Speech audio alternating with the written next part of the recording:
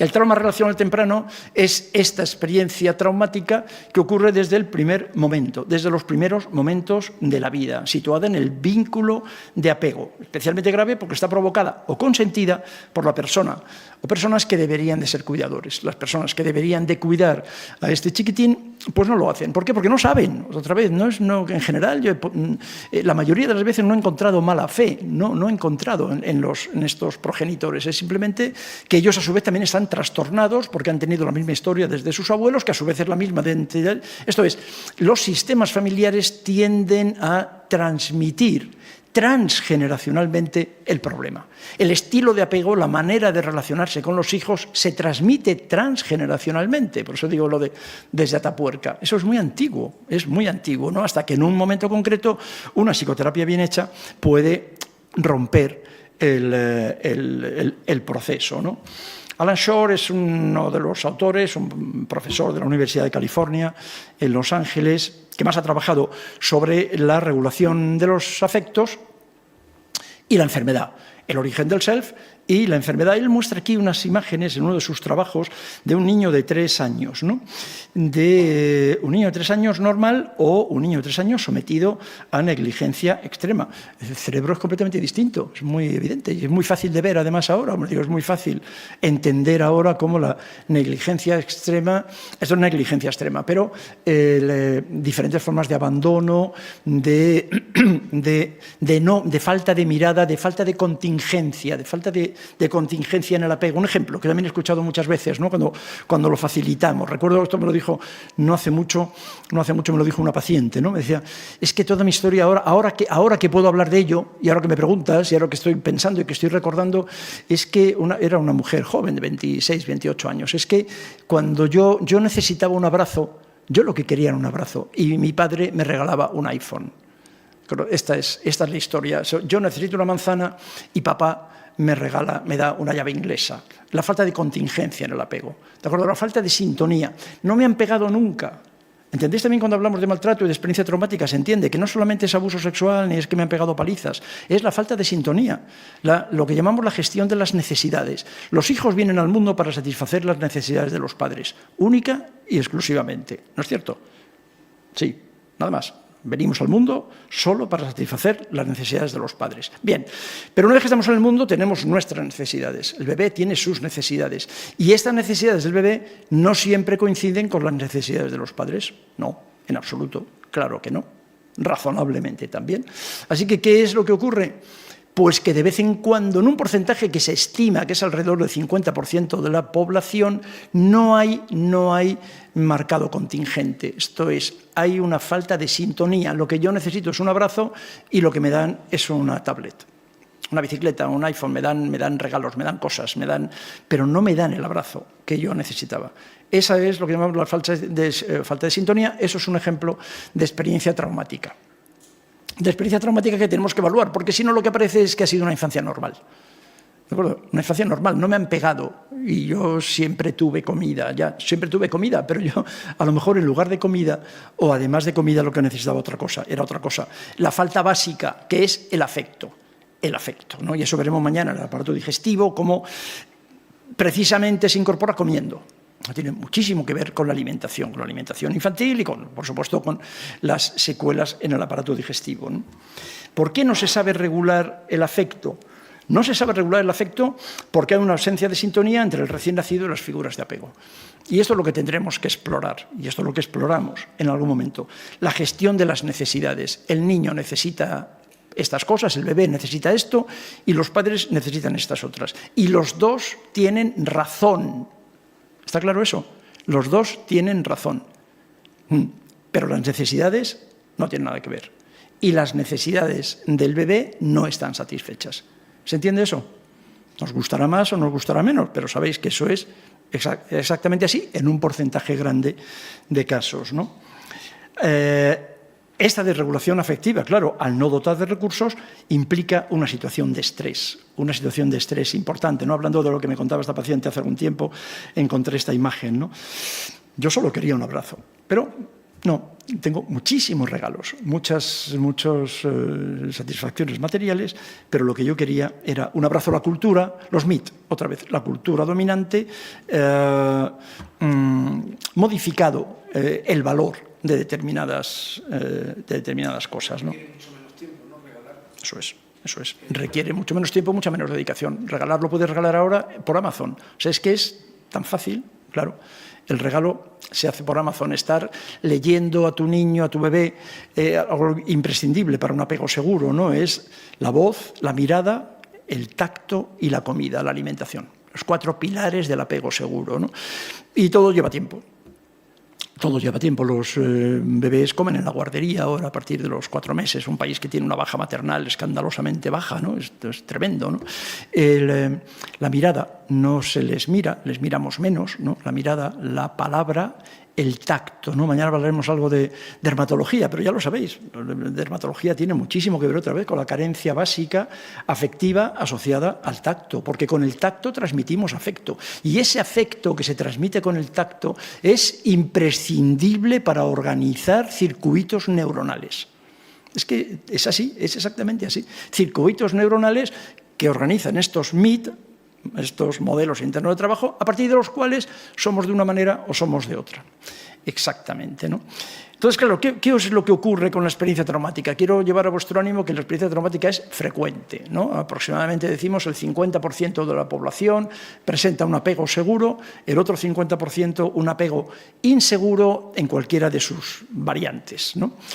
Cuando la voz es silenciada, ¿qué es lo que ocurre entonces? Pues mira, esto no sé de quién es, lo he encontrado y lo he puesto como sabiduría popular. Quizás alguno de vosotros tiene el copyright, yo no he sabido encontrarlo. Pero me gusta mucho esta expresión, ¿no? Cuando la voz es silenciada, lo que no decimos se nos acumula en el cuerpo y se convierte en insomnio, en nudos a la garganta, en nostalgia, en dolor, en duda, en tristeza. Bien, me gusta mucho esto. Lo que no decimos no se muere, lo que no decimos nos mata.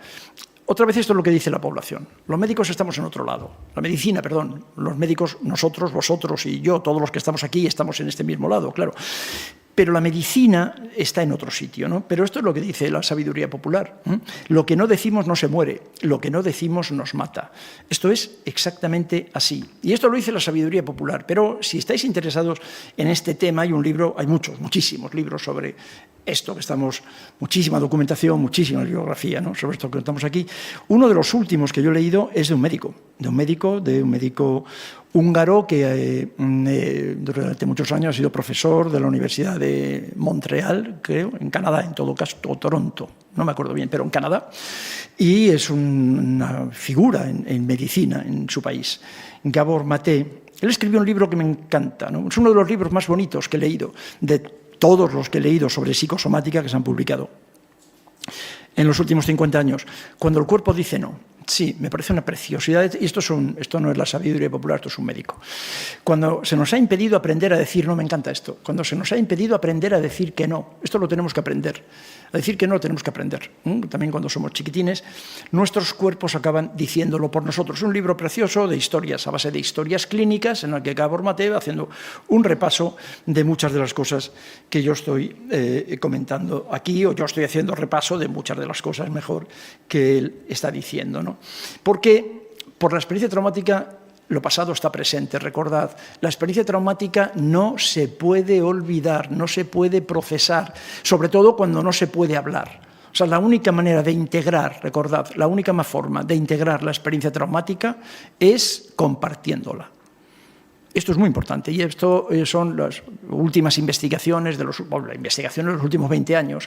Van en contra muy claramente de lo que todavía algunos colegas siguen diciendo, ¿no? Que es que la experiencia traumática mejor no hablar de ello, no me lo cuentes, no hables de eso, ahora no. Primero te estabilizamos con fluoxetina, con paroxetina, primero con algún psicofármaco y ya hablaremos de ello porque revivir ahora la experiencia es muy doloroso. No, la experiencia, la investigación ha demostrado, cuando se han comparado grupos de personas en situaciones parecidas, es que evoluciona mucho mejor cuando lo cuentas y cuando lo hablas y cuando se puede hablar. Y hay una especie de mantra que repetimos, ¿no? Que la experiencia traumática se cura hablando de ello, pensando en ello y soñando en ello. o con ello. Entonces, que se cura de esta, exactamente haciendo lo contrario de lo que algunos colegas dicen, que es como si no hubiese ocurrido, ¿no? El pasado está cristalizado, se actualiza y se revive sin control. Entonces, esta persona, con esta experiencia traumática, responde de una manera inadecuada. La respuesta que podía tener de defensa cuando era un bebé era adaptativa cuando era un bebé. Ahora, cuando tiene 30 o 40 años, la respuesta no es adaptativa, pero la respuesta es la misma, está automatizada. La respuesta es la misma y responde ante situaciones que no son amenazantes, pero responde de la misma manera, ¿no? Y genera muchísimo sufrimiento. Os recomendaba el libro de Gabor Maté, no voy a recomendar de ninguna manera a Faulkner, que me parece un tipo muy pesado. A mí no me gusta especialmente esta literatura americana, pero en este libro de Faulkner encontré una frase que me gusta mucho. El pasado no está muerto, el pasado ni siquiera ha pasado. En las personas con esta experiencia traumática, las personas con esta experiencia traumática somatizadas en fibromialgia, es exactamente así. El pasado no ha pasado. El pasado sigue vigente cada día. Cada día es levantarse cada día y volver a hacerse cargo de lo que ocurrió hace 20, 30, 40, 50 años. Es exactamente así cada día, ¿no? El trauma y el apego. John Bowlby fue otro autor, el que elaboró lo que se llama la teoría del apego, ¿no? Él planteaba que todos los trastornos mentales, porque él era psiquiatra y trabajaba fundamentalmente en esto, todos los trastornos mentales y muchos de los trastornos corporales muestran alteración de la capacidad de vinculación. Esto es lo que llamaríamos un apego inseguro. Y hay una frase que quiero recordar aquí, que quiero pediros por favor que penséis en ella. Nos construimos en la relación. O sea, todo lo que somos nosotros, y una parte muy importante de eso que se llama personalidad, una parte, hay otra parte genética, claro. Mucho menos importante lo genético, ¿no? Como ya sabéis que cada vez se dice más, es mucho más importante en la vida de una persona el código postal más que el código genético, ¿no? Y en eso mayoritariamente estamos de acuerdo. El código genético tiene mucho menos importancia de lo que nos han hecho creer, pero no lo voy a discutir, naturalmente que no. Pero quiero que pensemos en que lo que somos se ha construido en la relación. Nos construimos en la relación. Por eso desarrollamos hace muchos años sistemas de psicoterapia basadas en la recuperación del apego, pensando lo que se ha roto ¿en la relación con quién? Con las figuras de apego. Claro, con las figuras de apego que luego se mantiene con los novios, naturalmente se mantiene con los novios, este tipo de MIT, modelos internos de trabajo, claro, con los novios, con los compañeros de trabajo, lógicamente se mantiene con el resto de la vida. Lo que se ha roto en la relación se repara en la relación y eso se llama psicoterapia. El crear una experiencia emocional correctora en psicoterapia donde podamos reparar lo que se rompió en otra relación muchos años antes, ¿no? Muchas veces, claro, le preguntáis al paciente y el paciente dice, no, bien, todo bien, ¿no? Porque los niños no recuerdan haber recibido un sostén adecuado. Lo que recuerdan, decía Winnicott era pediatra, Winnicott era pediatra. Lo que ocurre es que era un pediatra británico que después de pensar y de ver, de cambiar la mirada y de ver niños y madres y padres y ver familias y ver somatizaciones y problemas de esta naturaleza en niños, pues fue deslizándose de la pediatría, fue aprendiendo psicoterapia, aprendiendo psicoanálisis y se convirtió en uno de los psicoanalistas más importantes de la historia, ¿no? Don Winnicott. Pero él era pediatra, empezó viendo niños, ¿no? Con consulta pediátrica clásica. Lo que ellos recuerdan, y el subrayado de recuerdan también es mío, lo que recuerdan es la experiencia traumática de no haberlo recibido. ¿Cómo lo recuerdan? En el cuerpo. ¿Cómo lo recuerdan? En fibromialgia. ¿Cómo lo recuerdan? En dermatitis. ¿Cómo lo recuerdan? Ahí, en esa somatización de la que estamos hablando. Eso lo explico a mi paciente. La neurobiología del apego, por motivos puramente evolutivos que todos conocéis, claro, y una de las facturas, claro, evoluciona, el ser humano evoluciona y de repente se pone de pie, pero en el momento en el que nos ponemos de pie, la pelvis es de tal naturaleza que tenemos que parir seres absolutamente inútiles, ¿o no? Sí, claro, sí, tiene que ser así, ya está, qué bien que ahora vamos erguidos, vamos en bipedestación, pero tenemos que parir entonces cachorros con el cerebro muy pequeño, así que la mayor parte del cerebro tiene que, porque si no, no cabe por el canal del parto, entonces la mayor parte del cerebro tiene que progresar fuera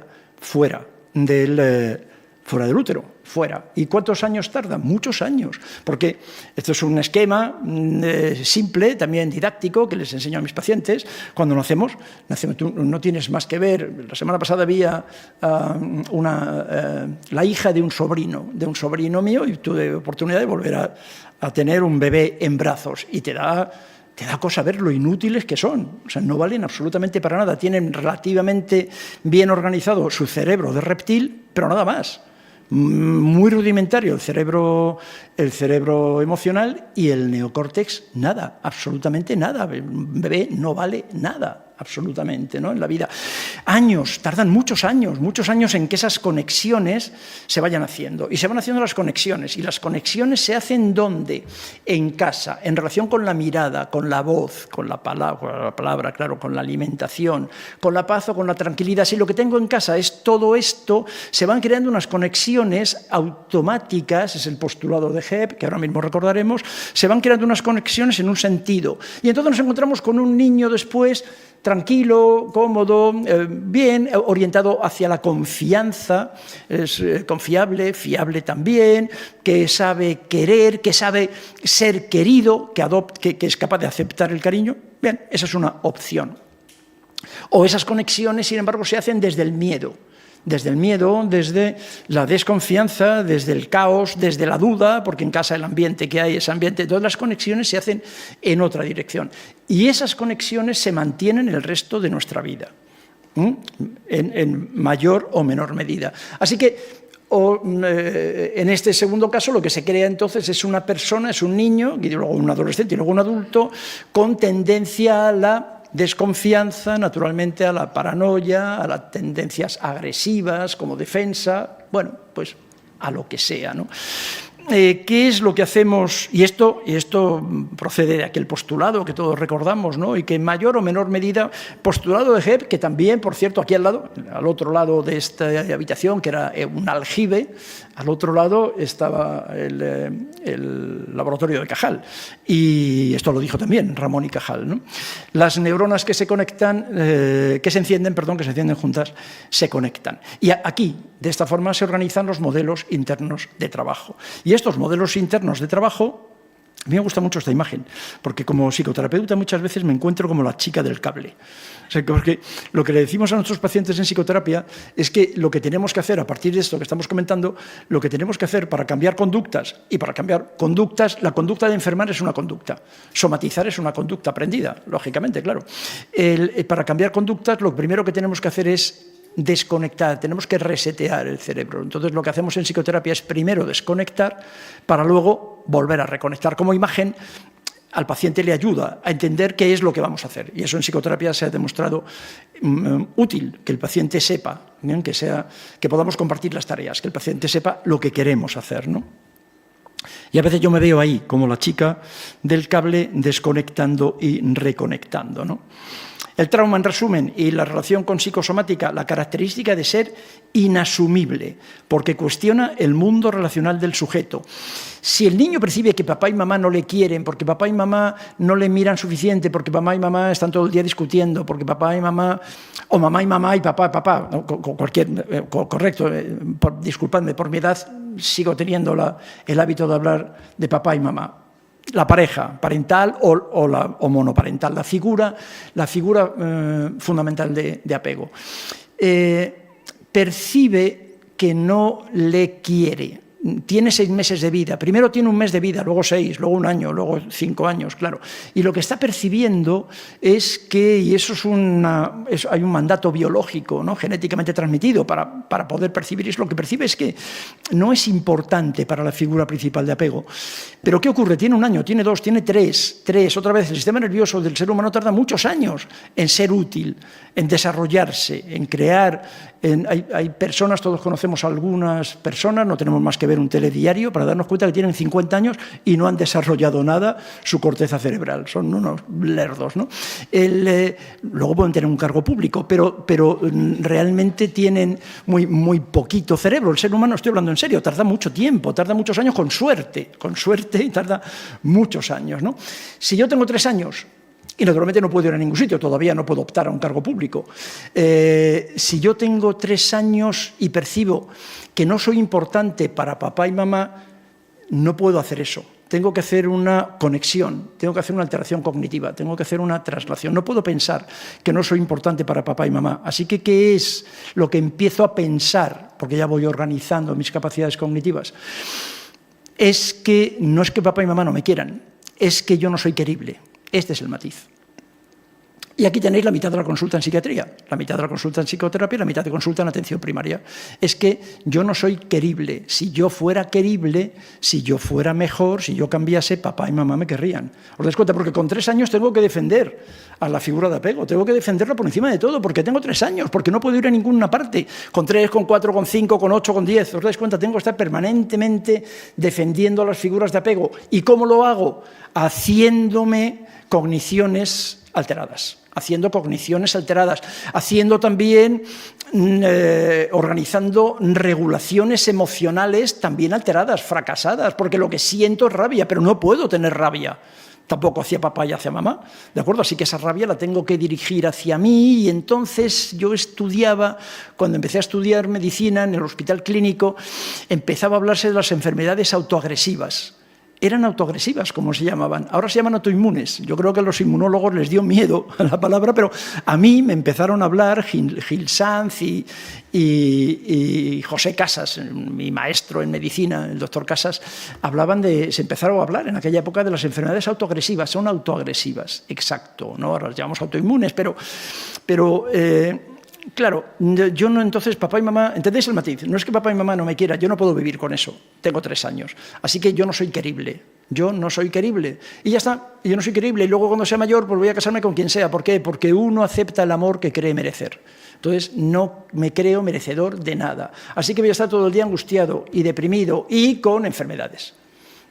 Porque otra vez, ¿cómo soporto desde los 3 años el que yo no soy querible como una trampa que me tengo que hacer para sobrevivir en ese ambiente? ¿Cómo lo soporto? ¿A base de qué? De estrés crónico. Eso no es gratis, es una defensa intelectual. ¿Se entiende? ¿Se entiende lo que es una defensa intelectual, una defensa cognitiva? Pero no es gratis, porque no es verdad. ¿Y qué ocurre? Luego aparece la adolescencia. Entonces, luego, en la adolescencia, es verdad que empiezan a hacer crisis estas distorsiones cognitivas y entonces aparece la bronca adolescente.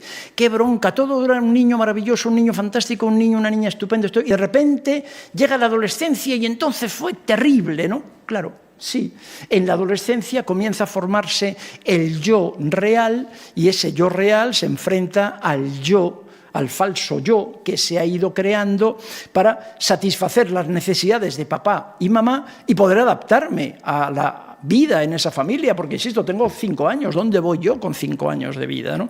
Así que ahí comienza, y ahí de repente aparece la anorexia, aparece la bulimia, aparece lo que queráis que aparezca, ¿no? Y en medio, y antes de eso, claro, con esta permanente situación de estrés, de que yo no soy querible, pero sin embargo sigo percibiendo, ¿no?, que mis figuras de apego, esta situación de estrés es insoportable, absolutamente insoportable, así que en pediatría tenéis la mitad de los niños, y cuando digo la mitad, pues por favor los pediatras corregidme, y si tenéis el dato en concreto, pero más o menos la mitad de los niños que veis en pediatría son niños con cuadros psicosomáticos, psicofamiliares, en cualquier caso, que los pediatras lo veis, además, es que esto lo veis con mucha claridad y por eso, por cierto, seguramente, pues también estáis aquí, ¿no? Y eso cuestiona, decimos, la identidad de sí mismo. Y esto es la mitad de la consulta en psiquiatría, claro, que luego pues, aparece entonces con eso que se llama falta de autoestima.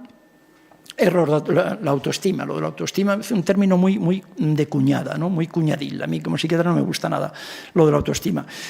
Claro, ¿cómo te vas a querer? Claro, el poder quererte, el autoconcepto y la autoestima otra vez procede de la mirada. Eso es de la mirada de las figuras principales de apego, ¿no? Y tenemos que hablar de eso. En resumen, de lo que planteamos es que tenemos que hablar de eso con nuestro paciente, ¿no? Una compañera de nuestra casa, la actual copresidenta de la Sociedad Española de Medicina Psicosomática, lleva estudiando la experiencia traumática y el tratamiento del trauma desde hace 20 y tantos, 30 años, y una de las cosas en la que ella ha cargado las tintas, y yo quiero señalar aquí, por la parte que nos compete como profesionales, es el silencio. ¿Que hace mucho daño de la experiencia traumática? Sin duda, pero lo que parece que hace más daño, si cabe, es el no poder compartirlo, es el silencio, el silenciar la experiencia traumática. Hemos escuchado en la consulta cientos de veces a víctimas de maltrato, de diferentes tipos de maltrato, quejarse del perpetrador y cómo el perpetrador hizo daño. Naturalmente el perpetrador y se quejan muy amargamente del perpetrador y nosotros alentamos la queja, naturalmente, ¿no?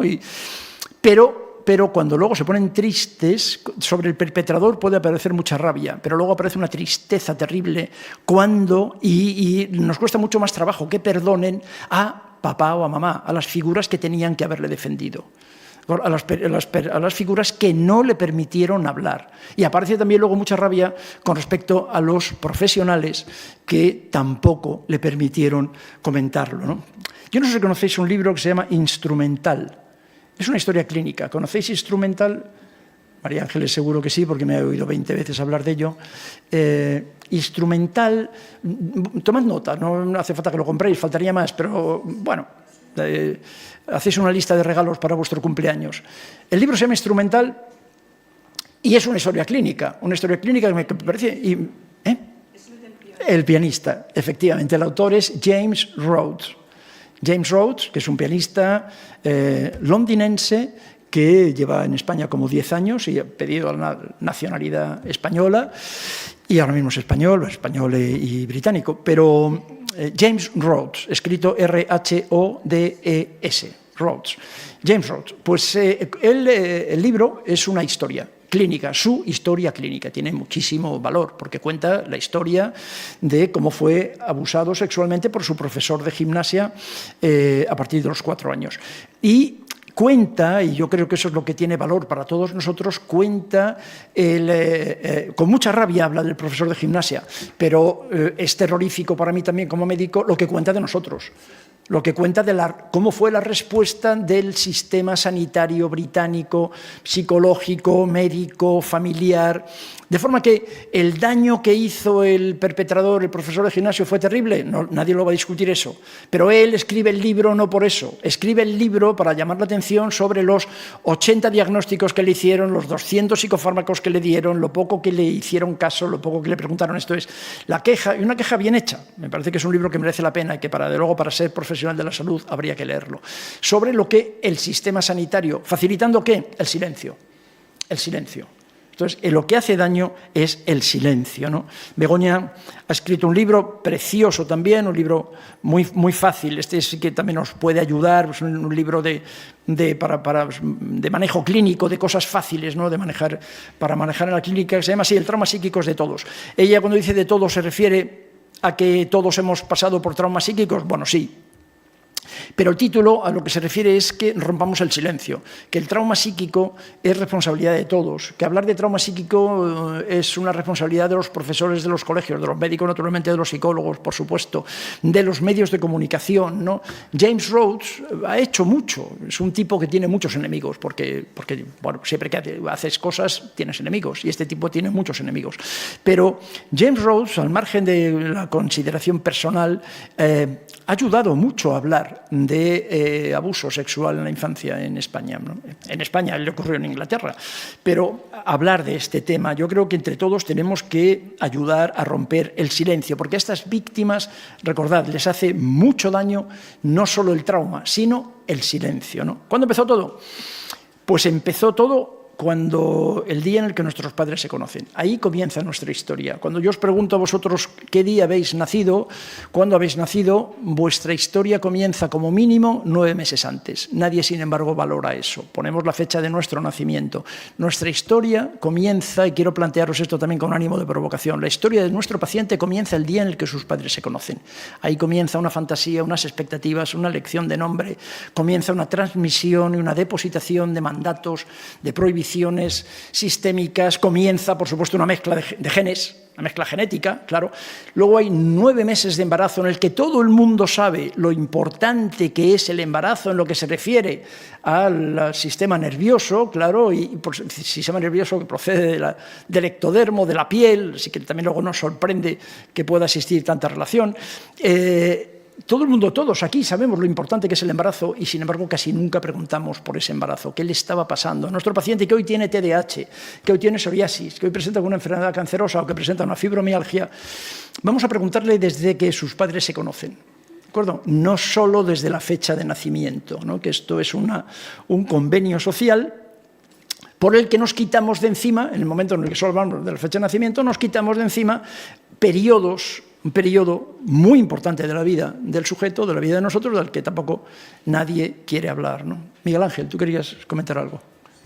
Respecto a James Rhodes y el silencio, él comenta que una de las formas para él de expresar pues, todo lo que él tenía dentro fue a través de la música, como él empieza a vincular lo que ocurría. Él vivía en Londres y bueno, uno de los problemas que tenía era que al ensayar molestaba a los vecinos. Se vino a España a la Virgen de San Sebastián y su gran sorpresa fue un día cuando sale al portal y se encuentra a varios vecinos allí sentados en la escalera y vaya, ya tengo otra vez aquí, fue bien montado. Y al revés, la aplauden y dicen que estaban encantados de que viviera allí porque les encantaba ver la música, cómo ensayaba, Claro. cómo expresar a través de cómo sea la palabra, de la música. Exacto. La cultura. Otra vez tiene que ver con la cultura, ¿no? Como hay culturas en todo caso, y de luego la cultura española, la cultura latina, es bastante más permisiva a la hora de poder explicar, por eso para nosotros va a ser más fácil, ¿no?, poder hacerlo que para la cultura anglosajona en general, ¿no?, y londinense especialmente. No es lo mismo tampoco Londres, Inglaterra que Gales, ¿no? Pero sí, él allí lo tenía muy complicado, es verdad, y mejora en algunos aspectos de su expresión, de la expresión emocional, mejora en España, y por eso se queda en España, como muchas otras, claro, como muchísimas otras personas de diferentes orígenes anglosajones, nórdicos, ¿no? Así que, bueno, os planteo esto como provocación. La historia de tu paciente comienza el día en el que sus padres se conocen, ¿no? El vínculo de apego puede ser una posible experiencia traumática y siempre que podamos voy a recomendaros también que lo exploremos. Que lo exploremos, ¿lo vamos a poder cambiar? Mirad, no lo vamos a poder cambiar nunca jamás. Esto no se cambia, no se puede cambiar, para nada. Entonces, siempre le digo a mi paciente, la película que me trae es una película que ya ha empezado. Yo no puedo cambiar el origen de la película, ¿no? Decía Joan Manuel Serrat en una de sus canciones maravillosas, decía una de las frases esa que nunca es triste la verdad, lo que no tiene remedio, ¿no? No tiene remedio, o sea, tu historia yo no la puedo cambiar. La película hasta ahora no la puedo cambiar. Lo que podemos juntos es cambiar el final de la película. Hay muchas películas que tienen varios finales, se hacen varios finales y luego el productor decide, pero el director puede hacer varios finales. Podemos quizás cambiar el final, pero el principio de tu vida yo no lo puedo cambiar. Pero tenemos que hablar de ello. Tenemos que hablar de ello. Tengo que darle la oportunidad al paciente de que hable de ello y de que lo llore, de que haga el duelo. Esta experiencia traumática con estas figuras de apego que no me entendieron, que no me miraron. Otra vez os digo sin buscar culpables, pero estas figuras de apego no me sirvieron, ¿no? Pero son las únicas que tuviste. Así que, ¿qué es lo que vamos a poder hacer? El duelo, vamos a llorarlo. Y hacer el duelo es una característica del mundo adulto. Precisamente lo que hacemos los adultos es todo el día estar haciendo duelos. Muchos de nuestros pacientes lo que están, sin embargo, es todo el día intentando evitar los duelos. Y para evitar estos grandes duelos me hago una colitis ulcerosa. Me hago entre comillas, ¿entendéis? Es una forma de hablar. Entonces, la colitis ulcerosa, por decir estoy eligiendo un poco al azar pensando en pacientes míos, ¿no? La colitis ulcerosa me permite expresar mi dolor, mi sufrimiento, mi malestar, mi rabia, me permite sin tener que hablar de ello, es una huida hacia adelante. Tiene el beneficio de la medicalización, el beneficio de que tiene voz, de que me van a atender muy bien en atención primaria, me van a atender muy bien en el hospital. Si es una fibromialgia, además me van a dar una incapacidad laboral permanente y una pensión. Esto tiene muchos beneficios, ¿de acuerdo? Muchos beneficios. Y con esto no he hecho el duelo de lo que tendría que hacer. La propuesta desde esta medicina psicosomática es que ayudemos en lo posible, ayudemos al paciente a hacer ese duelo y como mínimo, hablar de ello, porque hablar de ello, recordad, hablar de la experiencia traumática siempre es terapéutico. Siempre es terapéutico, es doloroso, le explico a mi paciente, es doloroso, claro, pero como médicos todos sabemos aquí muy bien cómo la cirugía duele, la odontología duele, la rehabilitación duele. Y a los médicos, cuando tengo que hablar, aquí veo que hay como mínimo que sepa un par de psicólogas, pero aquí puedo hablar más desde la medicina. Los médicos, el dolor de nuestro paciente no nos paraliza y no nos debería de paralizar. Claro, sabemos que eso duele. Bueno, esto también duele. La cirugía duele, pero cura. ¿Entendéis lo que quiero decir? El poder hablar de la experiencia traumática duele. Sí, claro que duele, pero es lo único que te va a sanar, lo único que te va a salvar es poder compartir esa experiencia traumática, contármelo y ver que yo te miro, que no estoy tomando notas mientras me lo cuentas, estoy mirándote a los ojos y te estoy acompañando en el sentimiento, que es una expresión castellana preciosa que se utiliza en los sepelios y que está muy bien. Te acompaño en el sentimiento. Yo no padezco fibromialgia, yo no he tenido una experiencia traumática infantil, pero te puedo acompañar en el sentimiento, te entiendo y legitimo tu dolor. Y tu dolor es sano, y tu miedo es sano, y tu rabia es sana. Y llóralo, ¿no? Y los pacientes se van de la consulta y se van llorando. Y se van llorando, que también los médicos tenemos mucho pudor para eso, no se puede ir, el paciente no se puede ir de la consulta así.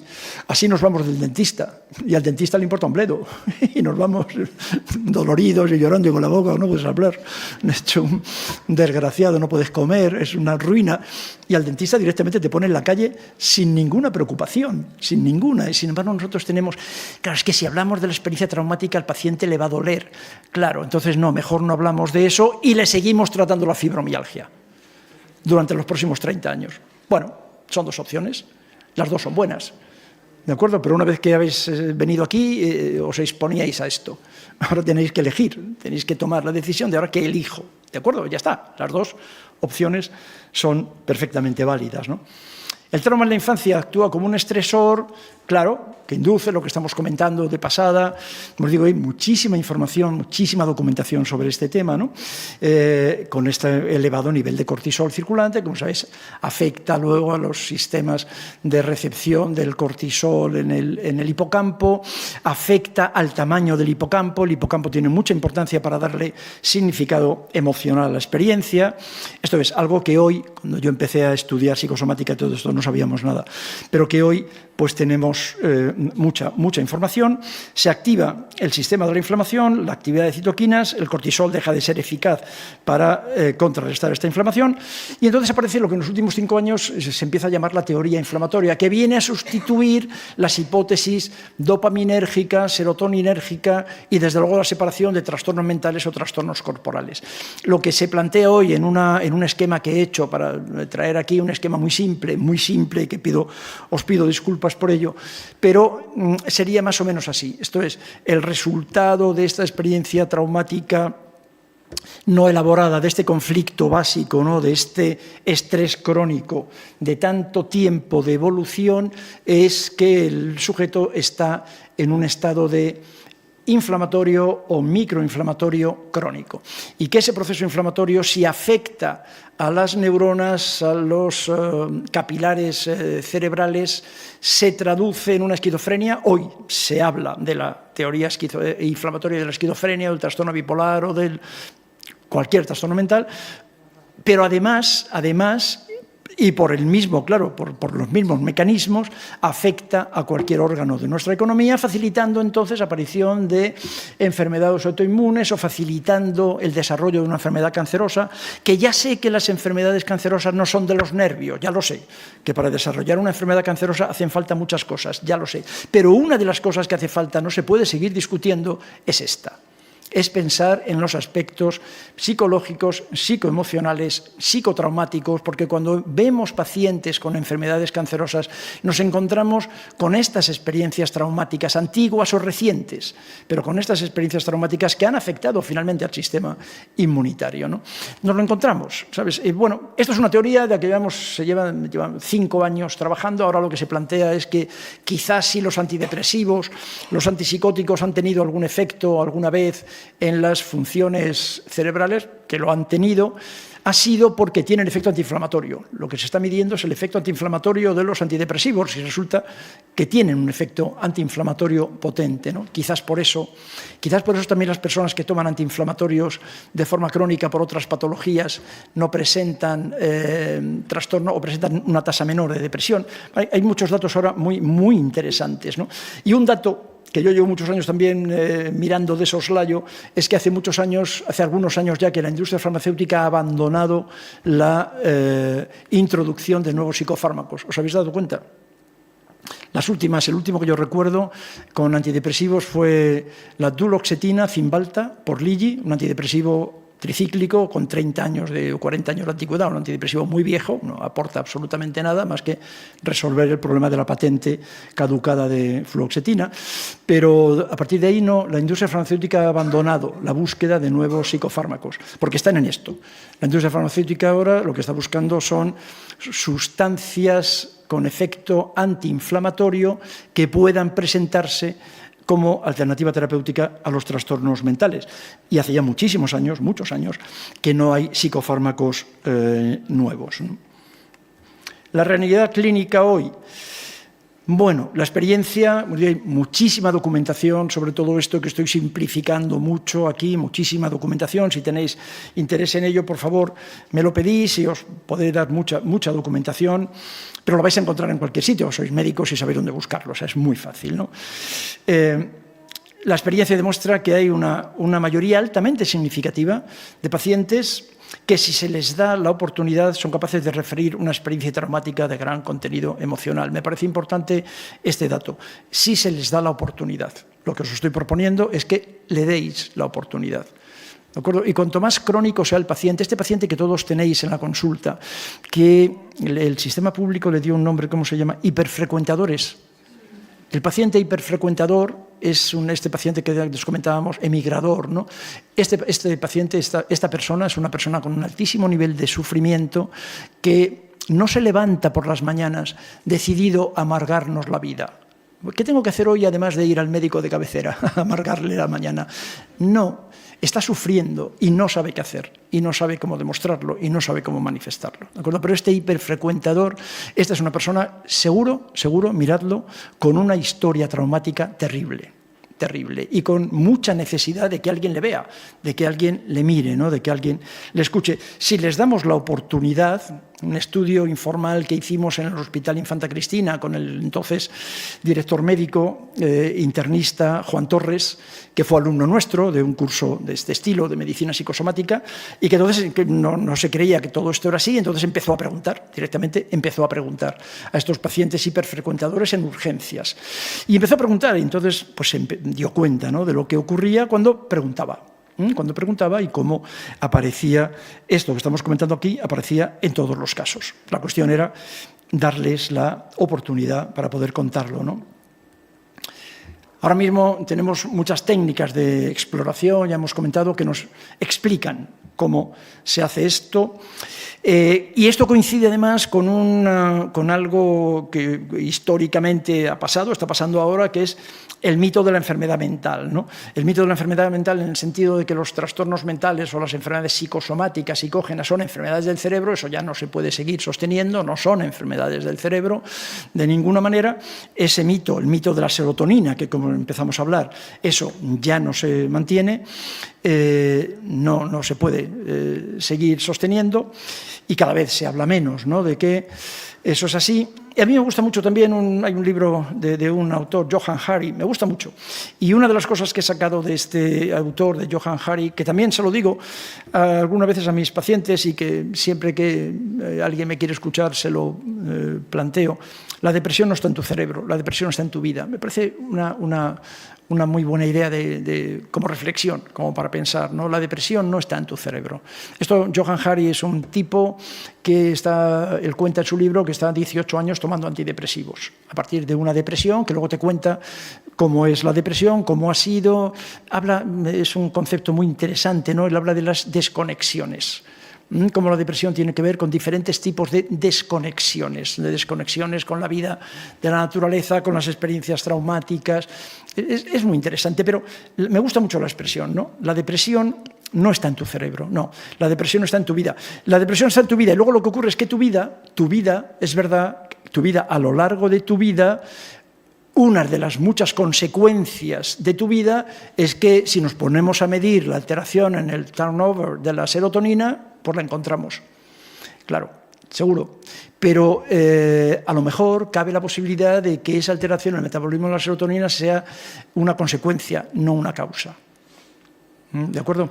Como modelo, yo tuve la oportunidad de escuchar, de inventarse el modelo de la serotonina, de inventarlo en Hampstead, en Londres, a Eric Coppen, a principios de los años 80, cuando Ligi iba a lanzar la fluoxetina. Y ahí se inventaron el modelo. Como modelo ha sido un modelo fantástico que yo me he creído durante muchísimos años y he repetido durante muchísimos años, ¿no? El modelo de la serotonina como fracaso, falta de serotonina, entonces la depresión es algo parecido a la diabetes, es un desequilibrio bioquímico que tenemos que curar como al diabético tipo 1 poniéndole insulina, pues tú vas a tener que tomar un inhibidor selectivo, bla, bla, bla. Bueno, eso fue un modelo de marketing, realmente eso fue un modelo de marketing, nunca se pudo demostrar demasiado bien y la mitad aproximadamente de la población psiquiátrica del mundo no se lo creyeron jamás. Hoy no se lo cree ya casi nadie, ¿no? La depresión no está en tu cerebro, la depresión está en tu vida y eso además me parece que es una visión optimista, porque si es una enfermedad cerebral yo no puedo hacer nada. Si tiene que ver con mi vida a lo mejor puedo cambiar algo. ¿Os dais cuenta que esto es una visión optimista para el paciente? Claro, si está en la vida, a lo mejor, claro, lo que me habían dicho, Hari cuenta su historia, 18 años tomando antidepresivos, porque lo que me habían dicho era lo de la diabetes, me tengo que poner esto el resto de mi vida, y eso es muy estigmatizador, ¿no? Escuchar, contener y tratar estas manifestaciones son una prioridad, ¿no? Y ese es el dilema que os decía antes, ¿tratamos síntomas o tratamos biografías? Y lo que yo voy a proponeros finalmente es que exploremos siempre las experiencias traumáticas, que le demos al paciente la posibilidad, al menos la posibilidad de pensar en ello y que él sepa que a vosotros os interesa su vida. Que lo sepa. A lo mejor le preguntáis, no, bien, todo bien, perfecto, se marcha, bien, esto nos pasa con cierta frecuencia. Y un mes, 2 semanas, 3 meses después vuelve otra vez a decirnos, estuve dándole vueltas con aquello que me preguntabas y verás, quizás. Bueno, nosotros tenemos un protocolo de preguntas muy concreto, ¿no? Y tenemos más tiempo, pero tenemos más tiempo, eso es cierto, eso sé que para la mayoría de vosotros eso es un problema, ¿no? La mayoría, las experiencias traumáticas hemos visto, generan alteraciones en las conexiones cerebrales, por lo tanto, claro, en las funciones mentales, presentan síntomas que casi nunca son reconocidos como postraumáticos. Y aquí es donde aparece lo que queríamos comentaros y con lo que terminamos esta mañana. Mediante fenómenos entonces de migración o de sustitución, que es algo en lo que también empezamos a darnos cuenta hace 40 años, cuando empezamos a mirar, simplemente porque todo lo que hemos hecho no hemos descubierto casi nada más que mirar. Mediante fenómenos de migración y de sustitución, el paciente puede pasar toda su vida consultando a diferentes especialistas. Y no me digáis que no conocéis a alguien así. Conocéis, lo tenéis en la consulta. Están consultando permanentemente. Eso se llama emigración, decíamos antes. Se cura de una enfermedad o de un síntoma y luego aparece otro, y luego otro, y luego otro, y luego otro, y bueno, lo tenéis así, ¿no? Cada vez que pasa por uno de los especialistas y está obligado a guardar silencio, sufre una retraumatización. Una retraumatización. Todo es toda su trastorno cognitivo, ¿no? Sobre cómo se agrava y se afecta. Entonces, lo mío no tiene importancia, lo mío no tiene valor, nadie lo quiere escuchar, a nadie le importa y vuelvo a retraumatizarme. Así que nos encontramos en la práctica con personas que están en permanente estado de alerta Personas que están en permanente estado de alerta porque están reviviendo permanentemente la experiencia traumática. Cada vez que oyen una puerta se sobresaltan. Cada vez que oyen una cerradura se sobresaltan porque están reviviendo a su padre que entra ebrio a casa para pegar a su madre o para pegarles a ellos. Están reviviendo esa experiencia. Ahora ya no. Ahora cuando suena una puerta, ahora una cerradura no le va a pasar, os dais cuenta. Pero ese modelo interno de trabajo, esa conexión está hecha. ¿No conocéis ningún paciente así? ¿Conocéis? Es una pregunta retórica. Claro que conocéis pacientes así, que están reviviendo algo que ya no tiene sentido que revivan, porque lo que está pasando ahora no es amenazante, pero ellos reviven cada vez que su jefe le llama al despacho, lo pasan espantosamente mal. ¿Por qué? Porque ¿qué es lo que están reviviendo cuando el jefe le llama a su despacho para hablar con ellos? Están reviviendo a su padre regañándoles por algo que ellos creen que han hecho. Y el jefe luego le llama para decirles que, oye, vamos a hacer el plan de vacaciones, no tiene ningún problema, pero él o ella ya ha hecho todo un cuadro vasovagal, ha hecho un síncope, se ha caído, ha hecho una sintomatología, un dolor de cabeza, ha hecho todo un cuadro. ¿Os dais cuenta? Esto lo veis todos los días en la consulta. Estos estímulos que ahora no son amenazantes, sin embargo son vividos por el paciente como si lo fueran, ¿no? Así que son personas que están en permanente estado de alerta. En este permanente estado de alerta en el que claro, me sobresalto, estoy continuamente preocupado, estoy casi temblando, siempre con taquicardia, sudando, me sobresalto con cualquier ruido, es muy fácil que alguien le haga un trastorno, un diagnóstico de trastorno por ansiedad generalizada. ¿Os suena también eso? Trastorno de ansiedad generalizada, un invento de la industria farmacéutica para que inmediatamente le tratemos primero con una benzodiazepina en los años 60-70, después con un inhibidor selectivo de la recaptación de serotonina, luego con un inhibidor menos selectivo. A mí me entusiasma lo de la selectividad de los psicofármacos. Primero, inhibidores selectivos de la recaptación de serotonina, luego inhibidores selectivos de la recaptación de serotonina y de noradrenalina. Ya no serán tan selectivos. Luego, inhibidores mixtos de la recaptación, o sea, volvemos otra vez a los tricíclicos, ¿no? Para los trastornos de ansiedad y más recientemente con antipsicóticos. Esto es que cada vez son más caros, cada uno de ellos es más caro. Es una persona que está en permanente estado de alerta porque está otra vez en esta situación de estrés crónico asociado a una experiencia traumática de la que no ha podido hablar. Otros directamente se rinden. También lo veis en la consulta. Los veis. Esta tarde cuando vayáis a la consulta vais a ver personas que nada más abrir, las vais a ver que están rendidos, se han rendido, decimos nosotros, se han rendido, han claudicado, están enfermos y no se están inventando nada. Ya os dais cuenta también que quede claro que en ningún momento de estas horas vamos a hablar de la simulación. Está claro eso, ¿verdad? No estamos hablando de simulación. O sea, me duele y me duele, me mareo y me mareo, y lo que tengo en la piel lo tengo perfectamente visible. Pero lo vais a ver, y vais a ver personas que se han rendido y les decís, pero bueno, anímate, mujer, hombre, si esto ya verás, si va a ir bien, anímate.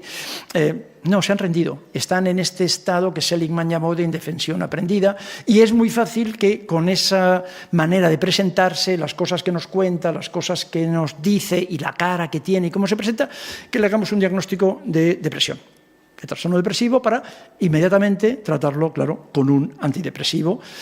Que finalmente los antidepresivos son fármacos sintomáticos, son nuestros ventiladores para el humo que decíamos antes. No ha habido jamás en la historia ni un solo psicofármaco ha curado a un paciente, jamás, jamás. Desde que empezamos a pensar en psicofármacos como tal, el primer psicofármaco de la historia de la humanidad es el alcohol. Jamás un psicofármaco ha curado a un paciente, jamás, ni lo va a hacer jamás, nunca. Lo que hacen los psicofármacos es crear estados alterados de conciencia que suelen ser preferidos por el sistema y por el propio paciente a la manifestación de sufrimiento que presentaban previamente. Bueno, pues le damos al paciente su antidepresivo y sigue con su fibromialgia, lógicamente, en cualquier caso, claro.